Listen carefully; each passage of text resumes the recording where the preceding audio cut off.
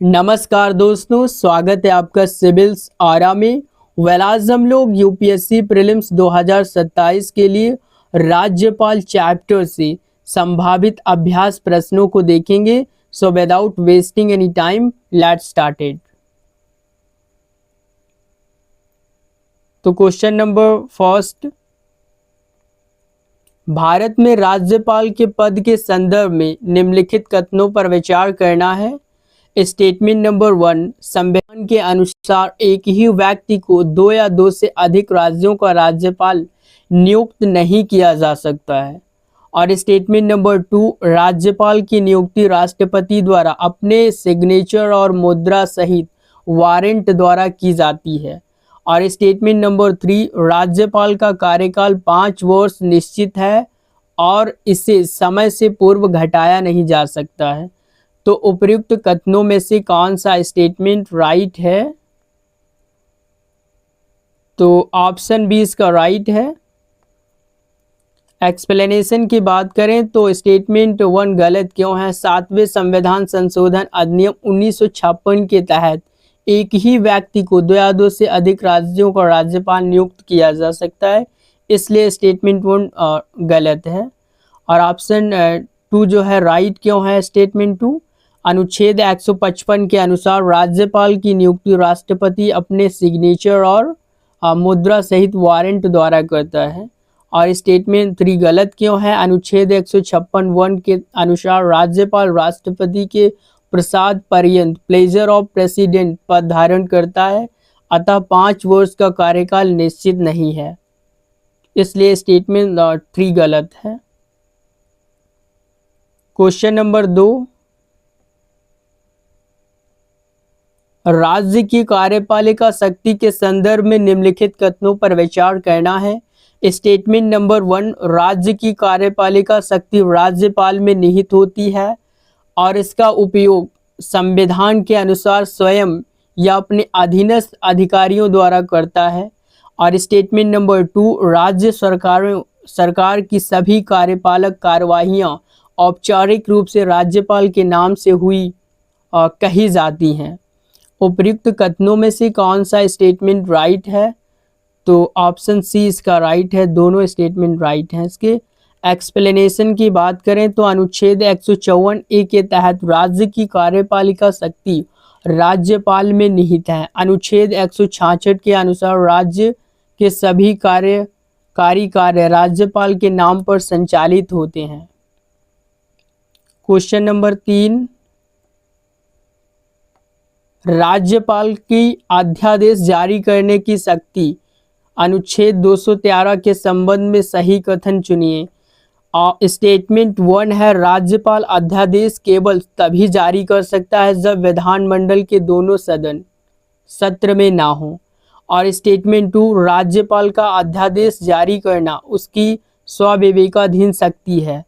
और स्टेटमेंट 3, विधानमंडल की पुनरारंभ की तारीख से 6 हफ्ते के भीतर अध्यादेश का अनुमोदन होना अनिवार्य है। तो उपयुक्त कथनों में से कौन सा स्टेटमेंट राइट है? तो ऑप्शन बी इसका राइट है। स्टेटमेंट 1 सही क्यों है? जब विधानमंडल सत्र में ना हो तभी अनुच्छेद 213 के तहत अध्यादेश जारी किया जा सकता है। और स्टेटमेंट 2 गलत क्यों है? अध्यादेश जारी करना राज्यपाल का स्वविवेक नहीं है, यह राज्य मंत्री परिषद की सलाह पर कार्य करता है। और स्टेटमेंट 3 रॉन्ग क्यों है? विधानमंडल सत्र शुरू होने की तिथि से 6 हफ्ते के भीतर अध्यादेश पारित होना आवश्यक है, अन्यथा निष्प्रभावी हो सकता है। क्वेश्चन नंबर 4, अनुच्छेद 161 के तहत राज्यपाल की क्षमादान शक्ति की तुलना राष्ट्रपति से करने पर सही स्टेटमेंट है। स्टेटमेंट 1, राज्यपाल और राष्ट्रपति दोनों मृत्यु दंड को पूर्णतया क्षमा कर सकते हैं। और स्टेटमेंट 2 है, राज्यपाल सैन्य अदालत द्वारा दी गई सजा को निलंबित या माफ नहीं कर सकता है। तो उपयुक्त कथनों में से कौन सा स्टेटमेंट राइट है? तो ऑप्शन बी इसका राइट है। स्टेटमेंट 2 राइट है। एक्सप्लेनेशन की बात करें तो मृत्युदंड पूर्णतः क्षमा करने का अधिकार केवल राष्ट्रपति के पास है। राज्यपाल मृत्युदंड को कम कर सकता है, निलंबित कर सकता है, स्थगित कर सकता है, बल्कि क्षमा नहीं कर सकता है। कोर्ट मार्शल मामलों में केवल राष्ट्रपति को शक्ति प्राप्त है। क्वेश्चन नंबर 5, निम्नलिखित में से कौन सी राज्यपाल की संवैधानिक स्वविवेकाधीन शक्ति है? स्टेटमेंट 1, किसी विधायक को राष्ट्रपति के विचारार्थ आरक्षित करना आर्टिकल 200 के तहत। और स्टेटमेंट 2, राज्य में राष्ट्रपति शासन आर्टिकल 356 लगवाने की सिफारिश करना। और स्टेटमेंट 3 है किसी परिस्थिति में राज्य विधानसभा को भंग कर देना। तो उपर्युक्त कथनों में से कौन सा स्टेटमेंट राइट है? तो ऑप्शन ए राइट है इसका। एक्सप्लेनेशन की बात करें तो 163 अनुच्छेद 163 के तहत संविधान में राज्यपाल को स्पष्ट रूप से विवेक का अधिकार दिया गया है। राष्ट्रपति के पास यह औपचारिक नहीं है। कथन फर्स्ट और सेकेंड राइट क्यों है? विधेयक आरक्षित करना आर्टिकल 356 की सिफारिश संवैधानिक स्वविवेक है। और स्टेटमेंट 3 गलत क्यों है? विधानसभा भंग करना परिस्थितियों के अनुसार जैसे सरकार का बहुमत खोना पर आधारित राजनीतिक स्वविवेक है, किसी भी परिस्थिति में स्वेच्छाचारी नहीं है। क्वेश्चन नंबर 6, जब एक ही व्यक्ति को 2 या 2 से अधिक राज्यों का राज्यपाल नियुक्त किया जाता है तो उसके वेतन भत्ते ऑप्शन ए गृह मंत्रालय द्वारा तय किए जाते हैं, और ऑप्शन बी भारत की संचित निधि से दिए जाते हैं, और ऑप्शन सी संबंधित राज्यों के बीच राष्ट्रपति द्वारा निर्धारित अनुपात में आवंटित किए जाते हैं, और ऑप्शन डी दोनों राज्यों के मुख्यमंत्री आपस में तय करते हैं। तो इसका राइट आंसर ऑप्शन सी है आर्टिकल 158 3A। जब एक ही व्यक्ति 2 या 2 से अधिक राज्यों का राज्यपाल बनता है तो उसे जो परिउपलब्धियां व भत्ते उन राज्यों के बीच राष्ट्रपति द्वारा आदेश द्वारा तय की अनुपात में साझा किए जाते हैं। क्वेश्चन नंबर 7, राज्यपाल के वेतन भत्ते और पेंशन के संदर्भ में निम्नलिखित कथनों पर कौन सा स्टेटमेंट राइट है? तो स्टेटमेंट 1, राज्यपाल का वेतन राज्य की संचित निधि पर भरित होता है। स्टेटमेंट नंबर 2, राज्यपाल की पेंशन भारत की संचित निधि से दी जाती है। तो उपयुक्त कथनों में से कौन सा स्टेटमेंट राइट है? तो ऑप्शन सी इसका राइट है। एक्सप्लेनेशन की बात करें तो राज्यपाल का वेतन राज्य की संचित निधि से दिया जाता है, जबकि उसकी पेंशन भारत की संचित निधि पर भरित होती है। क्वेश्चन नंबर 8, अनुच्छेद 200 के तहत राज्य विधानमंडल द्वारा पारित विधेयक राज्यपाल के समक्ष प्रस्तुत किए जाने पर राज्यपाल के पास विकल्प है। स्टेटमेंट 1, वह अनुमति दे सकता है या अनुमति रोक सकता है। स्टेटमेंट 2, वह विधेयक को पुनर्विचार हेतु लौटा सकता है यदि वह धन विधेयक ना हो। और स्टेटमेंट 3, वह उच्च न्यायालय की स्थिति को संकट में डालने वाले विधेयक को राष्ट्रपति के विचारार्थ अनिवार्य रूप से आरक्षित करेगा। तो इसका ऑप्शन डी राइट है। तीनों स्टेटमेंट सही हैं। एक्सप्लेनेशन की बात करें तो अनुच्छेद 200 के तहत स्वीकृति देना, और दूसरा है स्वीकृति रोकना, तीसरा है पुनर्विचार हेतु लौटाना धन विधेयक छोड़कर, चौथा है राष्ट्रपति हेतु आरक्षित करना बाध्यकारी आरक्षण। यदि कोई विधेयक राज्य हाई कोर्ट को संवैधानिक शक्तियों को कम करता है, खतरे में डालता है, तो राज्यपाल उसे राष्ट्रपति हेतु आरक्षित करने के लिए बाध्य है। पुनर्विचार पश्चात यदि विधानमंडल विधेयक पुनर्पारित कर देता है तो राज्यपाल स्वीकृति देने हेतु बाध्य होता है। क्वेश्चन नंबर 9, जब राज्यपाल किसी विधेयक को राष्ट्रपति के विचारार्थ अनुच्छेद 201 के तहत आरक्षित करता है तो स्टेटमेंट 1, राष्ट्रपति की स्वीकृति के बाद विधेयक राज्य में अधिनियम बन जाता है। और स्टेटमेंट नंबर 2, यदि राष्ट्रपति उसे पुनर्विचार हेतु लौटाता है तो राज्य विधानमंडल के 6 महीने में पुनः पारित कर देता है तो राष्ट्रपति स्वीकृति देने हेतु बाध्य है। कौन सा स्टेटमेंट राइट है? तो ऑप्शन ए इसका राइट है। एक्सप्लेनेशन की बात करें तो राष्ट्रपति पुनर्विचार के बाद भी राज्य विधेयक पर अनुमति देने के लिए बाध्य नहीं होता है। संसद के विधेयकों के विपरीत स्टेटमेंट 2 गलत है। क्वेश्चन नंबर 10, संविधान में राज्यपाल पद की योग्यताओं के संदर्भ में क्या उल्लेखित है? स्टेटमेंट 1, वह भारत का नागरिक हो। स्टेटमेंट 2, उसकी आयु कम से कम 35 वर्ष पूरी हो चुकी हो। और स्टेटमेंट 3, वह उस राज्य का निवासी नहीं होना चाहिए जहां से वह नियुक्त किया जा रहा हो। तो इसका ऑप्शन बी राइट है, दोनों स्टेटमेंट सही हैं। एक्सप्लेनेशन की बात करें तो अनुच्छेद 157 संविधान में केवल 2 योग्यताएं दी गई हैं। भारत का नागरिक होना चाहिए, 35 वर्ष की आयु पूरी होनी चाहिए। और तीसरा स्टेटमेंट बाहरी व्यक्ति और मुख्यमंत्री के परामर्श करना केवल स्वास्थ्य राजनीतिक परंपराएं हैं, संविधान में लिखित नियम नहीं है। क्वेश्चन नंबर 11, राज्यपाल की शपथ आर्टिकल 159 के संदर्भ में कौन सा स्टेटमेंट राइट है? स्टेटमेंट नंबर 1, राज्यपाल को शपथ भारत के राष्ट्रपति द्वारा दिलाई जाती है। स्टेटमेंट नंबर 2, राज्यपाल को शपथ संबंधी राज्य के उच्च न्यायालय के मुख्य न्यायाधीश या वरिष्ठतम न्यायाधीश द्वारा दिलाई जाती है। और स्टेटमेंट नंबर 3, राज्यपाल की शपथ का प्रारूप अनुसूची 3 में दिया गया है। तो इसका ऑप्शन भी राइट है, केवल 2 स्टेटमेंट राइट है। एक्सप्लेनेशन की बात करें, अनुच्छेद 158 राज्यपाल को शपथ संबंधी हाई कोर्ट के मुख्य न्यायाधीश द्वारा दिलाई जाती है, राष्ट्रपति द्वारा नहीं। अनुसूची 3 में अपवाद, राष्ट्रपति उपराष्ट्रपति राज्यपाल की शपथ का प्रारूप संविधान की अनुसूची 3 में नहीं है, बल्कि इससे संबंधित अनुच्छेद 159 में दिया गया है। क्वेश्चन नंबर 12, संविधान की 5वीं और 6ठी अनुसूची के तहत राज्यपाल की शक्तियों में शामिल है। स्टेटमेंट नंबर 1, 5वीं अनुसूची क्षेत्रों के संसद विधानमंडल के कानूनों को लागू होने या न होने की अधिसूचना जारी करना।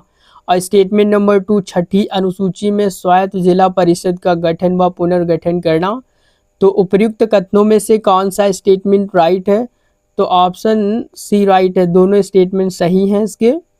एक्सप्लेनेशन की बात करें तो अनुसूचित व जनजातीय क्षेत्रों में 5 व 6 शेड्यूल में राज्यपाल के पास व्यापक एवं विशेष विधायी अधिकार प्राप्त हैं। क्वेश्चन नंबर 13, राज्य लोक सेवा आयोग के अध्यक्ष व सदस्य के संदर्भ में सही स्टेटमेंट चुनिए। स्टेटमेंट नंबर 1, इसकी नियुक्ति राज्य के राज्यपाल द्वारा की जाती है। और स्टेटमेंट नंबर 2, इन्हें पद से हटाने की शक्ति केवल राज्यपाल में ही निहित है। उपर्युक्त कथनों में से कौन सा स्टेटमेंट राइट है? तो ऑप्शन ए राइट है इसका। एक्सप्लेनेशन की बात करें तो जो राज्य का लोक सेवा आयोग है उनके सदस्य और सदस्यों की नियुक्ति राज्यपाल करता है, पर उन्हें हटाने का अधिकार केवल राष्ट्रपति को है, सुप्रीम कोर्ट की जांच के आधार पर वो भी। क्वेश्चन नंबर 14, राज्यपाल पद हेतु सरकारी आयोग की सिफारिशों के संदर्भ में कथनों पर विचार करना है। स्टेटमेंट नंबर 1, राज्यपाल की नियुक्ति से पूर्व राज्य के मुख्यमंत्री से अनिवार्य रूप से परामर्श किया जाना चाहिए। और स्टेटमेंट नंबर 2, राज्यपाल को सक्रिय राजनीति से अलग कोई प्रतिष्ठित व्यक्ति होना चाहिए। और स्टेटमेंट नंबर 3 है, उसे राज्य की सत्तारूढ़ दल से वरिष्ठ नेता होना चाहिए। तो उपयुक्त कथनों में से कौन सा स्टेटमेंट राइट है? ऑप्शन ए राइट है, दोनों स्टेटमेंट इसके सही हैं। एक्सप्लेनेशन की बात करें तो सरकारीय आयोग 1983 राज्यपाल पद की निष्पक्षता बनाए हेतु मुख्य सिफारिशें इसने की थी। और कौन कौन सी थी? फर्स्ट है व्यक्ति जीवन के किसी क्षेत्र में नामी या मतलब प्रख्यात होना चाहिए। और स्टेटमेंट नंबर 2 है वह राज्य के बाहर का निवासी हो तथा स्थानीय राजनीति से जुड़ा ना हो। और स्टेटमेंट नंबर 3 है नियुक्ति से पूर्व संबंधी राज्य के मुख्यमंत्री से सलाह की जाए। और क्वेश्चन नंबर 15 है अनुच्छेद 361 के तहत राज्यपाल को प्राप्त व्यक्तिगत विशेषाधिकारों में क्या शामिल है? स्टेटमेंट नंबर 1 पदावधि के दौरान उसके विरुद्ध कोई आपराधिक कार्यवाही शुरू नहीं की जा सकती है। और स्टेटमेंट नंबर 2 है उसे पदावधि में गिरफ्तार नहीं किया जा सकता है। और स्टेटमेंट नंबर 3 है उसके व्यक्तिगत कार्य 2 माह पूर्व नोटिस देकर सिविल कार्यवाही की जा सकती है। तो उपयुक्त कथनों में से कौन सा स्टेटमेंट राइट है? ऑप्शन सी राइट है, तीनों स्टेटमेंट इसके राइट हैं। क्वेश्चन नंबर 16 राज्य विधान परिषद में राज्यपाल द्वारा कुल सदस्यों के कितने भाग को मनोनीत किया जाता है? ऑप्शन ए है केवल 1/3 भाग, और ऑप्शन बी है 1/6 भाग, और ऑप्शन सी 1/12 भाग, और ऑप्शन डी 1/10 भाग। तो इसका राइट आंसर ऑप्शन बी है 1/6 भाग। क्वेश्चन नंबर 17 धन विधेयक के संदर्भ में राज्यपाल की शक्तियों के संबंध में निम्नलिखित में से कौन सा स्टेटमेंट राइट है? स्टेटमेंट नंबर 1 राज्य विधानसभा में धन विधेयक केवल राज्यपाल की पूर्व सिफारिश से ही पेश किया जा सकता है। और स्टेटमेंट नंबर 2 राज्यपाल का धन विधेयक को पुनर्विचार के लिए विधानमंडल को वापस भेज सकता है। तो उपयुक्त कथनों में से कौन सा स्टेटमेंट राइट है? तो ऑप्शन ए राइट है। एक्सप्लेनेशन की बात करें तो धन विधेयक राज्यपाल की पूर्व सहमति से ही आता है, अतः राज्यपाल इसे स्वीकृति देता है या रोकता है, किंतु पुनर्विचार के लिए वापस नहीं भेज सकता है। क्वेश्चन नंबर 18 बीपी सिंघल बनाम भारत संघ मामला सर्वोच्च न्यायालय ने किस विषय के निर्णय से संबंधित है? ऑप्शन ए राज्यपाल के अध्यादेश प्रख्यापित करने की शक्ति से, ऑप्शन बी राज्यपाल को असंवैधानिक व मनमाने ढंग से पद से हटाने पर रोक से, और ऑप्शन सी है राज्यपाल की क्षमादान शक्ति के न्यायिक पुनरावलोकन से, और ऑप्शन डी है विधानसभा में बहुमत परीक्षण के फ्लोर टेस्ट से। तो इसका ऑप्शन बी इसका राइट है। बीपी सिंघल केस 2010 सर्वोच्च न्यायालय की संविधान पीठ ने निर्णय दिया कि यद्यपि राज्यपाल राष्ट्रपति के प्रसाद पर्यंत रहता है, पर केंद्र में सरकार बदलने के मात्र के आधार पर मनमाने ढंग से हटाया नहीं जा सकता है। स्टेटमेंट 2 राज्यपाल को हटाने के निर्णय का जो है जुडिशियल रिव्यू हो सकता है। क्वेश्चन नंबर 19 निम्नलिखित में से किन अधिकारियों की नियुक्ति राज्यपाल द्वारा की जाती है? स्टेटमेंट नंबर 1 राज्य के महाधिवक्ता आर्टिकल 165 के तहत, और स्टेटमेंट नंबर 2 है राज्य का निर्वाचन आयुक्त, और स्टेटमेंट नंबर 3 है उच्च न्यायालय के न्यायाधीश। तो इसका ऑप्शन ए राइट है। एक्सप्लेनेशन की बात करें तो ऑप्शन 1 और 2 राइट क्यों है? महाधिवक्ता और राज्य के निर्वाचन आयुक्त की नियुक्ति राज्यपाल करता है, लेकिन जो स्टेटमेंट 3 गलत क्यों है? क्योंकि उच्च न्यायालय हाई कोर्ट के न्यायाधीशों की नियुक्ति राज्यपाल नहीं बल्कि भारत का राष्ट्रपति करता है, यद्यपि राज्यपाल से परामर्श लिया जाता है। क्वेश्चन नंबर 20 त्रिशंक विधानसभा हंग असेंबली की स्थिति में राज्यपाल द्वारा मुख्यमंत्री की नियुक्ति किस आधार पर की जाती है? स्टेटमेंट नंबर 1 राज्यपाल अपने स्थितिजन्य स्वविवेक का प्रयोग करता है, और स्टेटमेंट नंबर 2 है सबसे बड़े दल या गठबंधन के नेता को नियुक्त कर 1 माह में बहुमत सिद्ध करने को कहता है। तो उपयुक्त में कथनों में से कौन सा स्टेटमेंट राइट है? तो ऑप्शन सी इसका राइट है। एक्सप्लेनेशन की बात करें तो SR मुंबई केस, स्पष्ट बहुमत न होने पर राज्यपाल सबसे बड़े दल प्रीपोल गठबंधन के नेता को नियुक्त कर समयबद्ध फ्लोर टेस्ट कराने का निर्देश देता है। क्वेश्चन नंबर 21, राज्य की आकस्मिकता निधि किसके नियंत्रण में होती है? ऑप्शन ए राज्य के मुख्यमंत्री के नियंत्रण में, और ऑप्शन बी राज्य के वित्त मंत्री के नियंत्रण में, और ऑप्शन सी है राज्य के राज्यपाल के नियंत्रण में, और ऑप्शन डी है राज्य के विधानमंडल के अध्यक्ष के नियंत्रण में। तो इसका ऑप्शन सी राइट है, राज्य के राज्यपाल के नियंत्रण में आकस्मिक निधि होती है। एक्सप्लेनेशन की बात करें, राज्य की आकस्मिक निधि जो है, आकस्मिकता निधि राज्यपाल के व्यवधान रखी जाती है ताकि वह अप्रत्याशित व्यय हेतु विधानमंडल की स्वीकृति से पूर्व अग्रिम धन दे सके। क्वेश्चन नंबर 22, राज्य के विश्वविद्यालय के संदर्भ में राज्यपाल की भूमिका क्या होती है?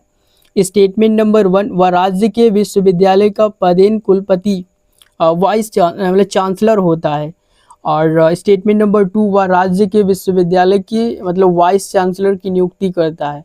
तो उपयुक्त कथनों में से कौन सा स्टेटमेंट राइट है? तो ऑप्शन सी राइट है, दोनों स्टेटमेंट इसके राइट हैं। क्वेश्चन नंबर 23, राज्यपाल द्वारा जारी अध्यादेश की अधिकतम संभव कार्यावधि मैक्सिमम लाइफ कितनी हो सकती है? ऑप्शन ए 6 महीने, और ऑप्शन बी 6 हफ्ते, और ऑप्शन सी है 6 महीने 6 हफ्ते, और ऑप्शन डी है 1 वर्ष। तो इसका राइट आंसर ऑप्शन सी है 6 महीने 6 हफ्ते। एक्सप्लेनेशन की बात करें तो विधानमंडल के 2 सत्रों के बीच अधिकतम अंतराल 6 महीने हो सकता है, प्लस सत्र शुरू होने के बाद 6 हफ्ते का समय अनुमोदन हेतु मिलता है, इसलिए 6 महीने प्लस 6 हफ्ते। क्वेश्चन नंबर 24, राज्यपाल द्वारा प्रस्तुत की जाने वाली रिपोर्टों के संदर्भ में कौन सा स्टेटमेंट सही सम्मिलित है? ऑप्शन स्टेटमेंट 1 है CAG की रिपोर्ट राज्य विधानमंडल के समक्ष रखवाना, स्टेटमेंट 2 है राज्य वित्त आयोग की रिपोर्ट राज्य विधानमंडल के समक्ष रखवाना, और स्टेटमेंट 3 है स्टेट PCS की वार्षिक रिपोर्ट राज्य विधानमंडल के समक्ष रखवाना। तो तीनों स्टेटमेंट इसके राइट हैं, ऑप्शन सी इसका राइट है। एक्सप्लेनेशन की बात करें तो राज्यपाल की वित्तीय एवं प्रशासनिक कर्तव्य कौन कौन से हैं? स्टेटमेंट 1, भारत के नियंत्रक महालेखा परीक्षक जिसे CAG की राज्य खातों की रिपोर्ट विधानमंडल में प्रस्तुत करवाना, और राज्य वित्त आयोग की सिफारिश करवाना, राज्य लोक सेवा आयोग का वार्षिक प्रतिवेदन सदन के समक्ष रखवाना। क्वेश्चन नंबर 25, संविधान में किस अनुच्छेद में यह प्रावधान है कि राज्यपाल को सहायता और सलाह देने के लिए मुख्यमंत्री की अध्यक्षता की एक मंत्री परिषद होगी? ऑप्शन ए अनुच्छेद 163 और अनुच्छेद 164 ऑप्शन बी, और ऑप्शन सी है अनुच्छेद 165, और ऑप्शन डी है अनुच्छेद 167। तो इसका राइट आंसर ऑप्शन ए है अनुच्छेद 163। एक्सप्लेनेशन की बात करें तो अनुच्छेद 163 में स्पष्ट है कि जिन बातों में राज्यपाल को स्वाविवेक से कार्य करने की आवश्यकता है उन्हें छोड़कर वह मंत्री परिषद की सलाह से कार्य करेगा। Thanks for watching this video. Please subscribe my channel, Civils Aura.